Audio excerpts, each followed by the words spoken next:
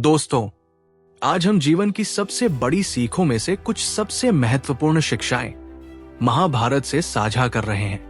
ये न केवल एक ऐतिहासिक काव्य है, बल्कि जीवन की सच्चाइयों और गहरे संदेशों का एक खजाना है। महाभारत में हर पात्र, हर घटना और हर संवाद में एक अद्भुत सीख छिपी हुई है, जो हमें आज भी मार्गदर्शन देती है। अगर हम इन शिक्षाओं को अपने जीवन में उतार सकें, तो हमारा जीवन पूरी तरह बदल सकता है। तो चलिए, अब हम महाभारत की 7 शक्तिशाली शिक्षाओं के बारे में बात करते हैं। 1. कर्म पर ध्यान दो, फल की चिंता मत करो। महाभारत में श्री कृष्ण ने अर्जुन से कहा, कर्मण्येवाधिकारस्ते मा फलेषु कदाचन। तुम्हारा अधिकार केवल कर्म करने में है, उसके फल पर नहीं। ये शिक्षा हमें ये सिखाती है कि हमें अपने काम में पूरी निष्ठा और ईमानदारी से जुट जाना चाहिए। परिणाम के बारे में चिंता करने से कोई फर्क नहीं पड़ता, क्योंकि सच्ची सफलता तब आती है जब हम बिना किसी स्वार्थ या डर के अपने कर्तव्यों को निभाते हैं। जब आप अपने कर्म में सच्चे और ईमानदार होंगे, तो परिणाम खुद ब खुद अच्छे होंगे। अर्जुन ने श्री कृष्ण के इस उपदेश को अपनाया और युद्ध में अपनी पूरी ताकत से जुट गए। क्या आप भी अपनी मेहनत पर पूरा विश्वास रखते हैं और परिणाम को भगवान पर छोड़ देते हैं? 2. मोह को त्यागो और अपने कर्तव्य को पहचानो। महाभारत में जब अर्जुन युद्ध से भागना चाहते थे, तो श्री कृष्ण ने उन्हें ये उपदेश दिया, वासांसी जीर्णानि यथा विहाय। जैसे पुराने वस्त्रों को त्याग कर नए वस्त्र धारण किए जाते हैं, वैसे ही आत्मा नए शरीर को अपनाती है। ये हमें सिखाता है कि मोह हमें हमारे कर्तव्यों से भटका सकता है। हम अपने रिश्तों, भौतिक सुख सुविधाओं या आराम से मोहग्रस्त हो सकते हैं। लेकिन जब हम अपनी आत्मा के उद्देश्य और कर्तव्य को पहचानते हैं, तो हमें मोह को छोड़ने में कोई कठिनाई नहीं होती। जैसे अर्जुन ने अपनी भावनाओं को नियंत्रण में रखा और युद्ध की ओर बढ़े, हमें भी अपनी जिम्मेदारियों को निभाने में मोह को दूर करना होगा। क्या आप अपने जीवन के कर्तव्यों को पहचानने के बाद मोह से मुक्त हो सकते हैं? 3. सच्ची दोस्ती का महत्व समझो। महाभारत में श्री कृष्ण और सुदामा की दोस्ती का उदाहरण हमें यह सिखाता है कि सच्ची दोस्ती स्वार्थ से परे होती है। जब सुदामा अपने पुराने मित्र श्री कृष्ण से मिलने गए, तो श्री कृष्ण ने उन्हें राजसी सम्मान दिया। वे जानते थे कि सच्ची दोस्ती वही होती है जिसमें प्रेम और विश्वास हो। श्री कृष्ण ने सुदामा से कहा, मित्रता वो होती है जहां प्रेम और विश्वास हो। इससे हमें यह समझने की जरूरत है कि दोस्ती केवल स्वार्थ का नाम नहीं, बल्कि ये एक अडिग विश्वास और निस्वार्थ प्रेम पर आधारित होती है। सच्चे दोस्त वही होते हैं जो हमारे साथ हर परिस्थिति में खड़े रहते हैं, बिना किसी अपेक्षा के। क्या आप अपने जीवन में सच्चे और निस्वार्थ दोस्तों की तलाश कर रहे हैं? 4.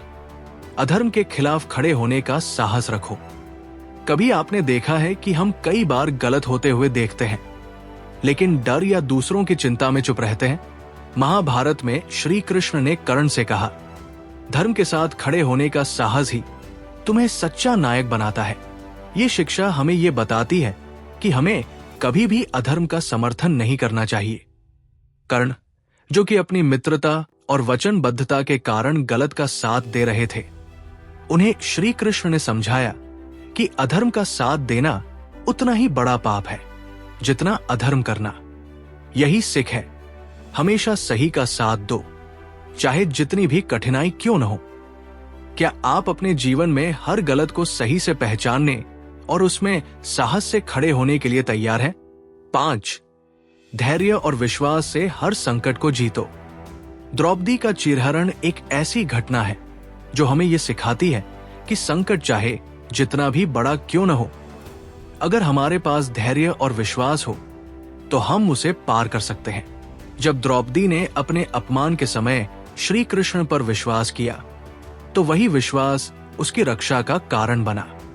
द्रौपदी ने कहा, हे कृष्ण, तुम पर मेरा विश्वास है, तुम मेरी रक्षा करो। द्रौपदी की तरह हमें भी विश्वास रखना चाहिए कि हम जिस कठिनाई में हैं, उस समय ईश्वर और अपनी खुद की ताकत पर विश्वास रखें। जब हम धैर्य और विश्वास रखते हैं तो भगवान हमें संकट से उबारता है। क्या आप भी जीवन में आने वाली कठिनाइयों को धैर्य और विश्वास से सामना कर सकते हैं? 6. समय की शक्ति को पहचानो।